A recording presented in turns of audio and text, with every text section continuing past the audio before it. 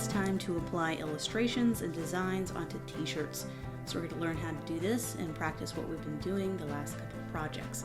So in this instance, we took a photo in a studio. We just took it ourselves with our iPhone, just a top-down picture of a t-shirt. We're going to learn how to turn this into a fully workable mock-up. So let's get started. We need to isolate the t-shirt first before we do anything. We need to isolate it away from that background. And the great thing about taking a photo of this and it being very high contrast, so it's a white t-shirt on this kind of black background, we're able to isolate the picture a lot easier because Photoshop really understands where the t-shirt ends and where the background begins. Let's unlock this layer and let's go ahead and isolate it. A couple things we can do to isolate. We can get our object selection tool, maybe cheat a little bit, and see how good Photoshop is with isolating this photo. Oh, that worked brilliantly. We don't have to sit there and use the pen tool for this. I just need to go in and make sure I eliminate all the little black areas. And I can just do that by hand. Let's see the magnetic lasso tool. I'm going to hold down Option and quickly kind of subtract that selection out. Just going to go in and just make sure everything looks pretty well cut out.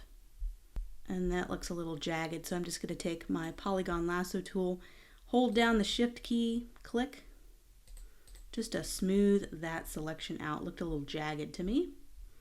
So now that we have it isolated, let's go ahead and isolate the t-shirt. We can do a layering mask to kind of crop it. Just did a layering mask so you can see the layering mask here on the right. So there's our t-shirt. We can straighten it up a little bit. So here we are, we're ready to go. Once I'm cut everything out, I'm really happy with how the edges look. I'm ready to kind of make this a smart object.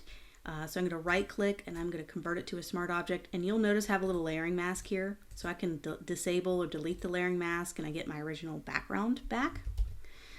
So you'll notice when I right click and I make something a smart object, when it has a layering mask, you'll notice when I convert it to smart object, the layering mask goes away. It pretty much finalizes the layering mask. So make sure you have all your selections happy and you're ready to just have this be the final cutout. So let's brighten this quite a bit. Let's go ahead and put a background on here. I'm going just to get the rectangle tool here and I'm just going to do a generic colored background. And since this is a white t-shirt, I might want to put it on a dark background. So I'm going to increase the brightness and the contrast on this quite a bit. I really want to see some of the ripples because it feels more authentic and organic.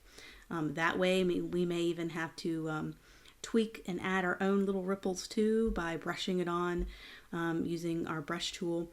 But let's see how this turns out. So we have our main t-shirt layer here. Let's add a couple adjustments to this.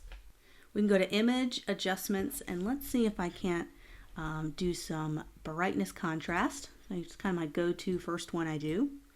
Let's increase the brightness. Increase the contrast, so we're already getting a lot brighter here. We see we don't want to go too bright because that looks washed out. We want to be able to keep some of those ripples but also make it overall brighter. But if I select the layer and I go up here and do image adjustments, I have students ask me all the time, what's the difference between the adjustment panel and doing adjustments here? Well, if you do the adjustments over here, it does it as a separate layer on top of everything. But if you select your layer and you go up here, it'll do it as a nested adjustment only on that layer. I know that's a little complicated, but once you do about 10 mock-ups in this course, you're going to definitely know what you're doing. So don't feel overwhelmed. So let's see if we can't adjust our curves with this one as well. So let's see, we want to really bring out the darker colors because we don't want it to look faded. We want to bring out those wrinkles. So here's kind of our darker pixels. Let's see if we can't darken those shadows, but also increase our highlights so it doesn't look washed out. Curves can be very helpful. Now we have our t-shirt looking a lot better, a lot brighter, a lot more crisp. We're ready to add our logo onto it. So we are going to get the rectangle tool and we're going to draw an area where we want the logo to be replaced. So just kind of a general, kind of generic area. We can make this a little bit smaller. Kind of right there is where we want the graphic to go. We're going to right click this. We want to be able to swap it out. So we want to make it a smart object. So now we can double click, it'll open up into the other window. Let's go ahead and bring in our retro gamer graphic. And we need to take away the background. So now it's just kind of a transparent background. So now when we close it and save it, it's applied to the t-shirt. So now we want to be able to get kind of a more realistic lighting on this, because right now it's not at all integrated. So similar to the coffee cup, we're going to do a similar thing and produce a copy of this t-shirt layer. We're just going to make a copy of it. So we're going to do Command J, make a copy, bring it on top, and then we're going to do a blending mode to kind of let some of these little ripples and wrinkles and textures show through onto the logo. And since the logo is black, you're not going to be able to see it quite as well, but let's go ahead and kind of cycle through these to find one I think that would work really good.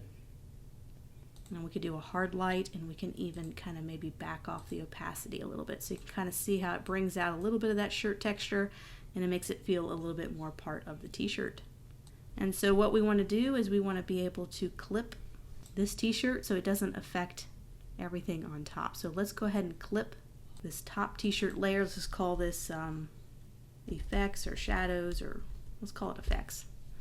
We want to make sure we clip that to just the logo. So we're going to hold down the Option key and go down, and we're going to clip it down to the layer below, which is the logo. So let me go ahead and title this so you can kind of see which one. So what I did is see the little arrow, and it's now clipped to this bottom one. So now it only affects just the logo. So let's say we want to change the color of the graphic. So let's go ahead and go into the graphic, and here's kind of something you want to avoid. So if you double click and bring up your layer styles panel, the quickest way to make a color change on an entire layer is to do a color overlay. But the problem with color overlays is they don't take in account for blending modes. It ignores blending modes. And blending modes is how we're able to get the kind of texture and effects that we're going for. So if I were to save this, go ahead and save it, it ignores any of the blending modes on top. So the best thing to do, let's go ahead and click on our logo, is to take off any kind of color overlay and just do a simple color change by adding a rectangle tool on top. We could just make it any old color here. Let's make it a green, and also clip it. So I'm going to hold down Option and just clip it to the layer below, just like that. Then we can save it, and it's going to take into account for blending modes. But now it's kind of washed out. I would love to change the color of the t-shirt as well. So we're going to go through the same process, get the rectangle tool, we're going to draw it over the entire t-shirt, and the t-shirt is already isolated from the background, so that's kind of helpful. So what we want to do is we want to apply this blue kind of layer. This will be t-shirt color. We want to apply this to the base t-shirt layer. This is our very first t-shirt on the very bottom. And so we're just going to hold down Option, and we're going to clip it just like that, and it clips it to the t-shirt.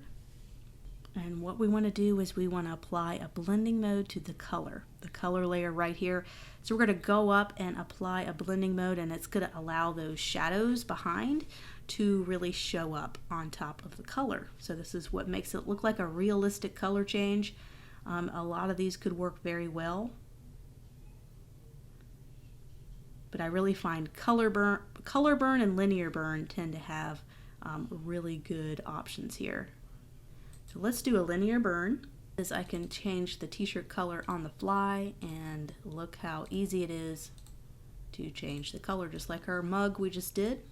We can click on our logo Smart Object thumbnail, and then we can also change this very quickly on the fly. And so we also have the issue here of the tag.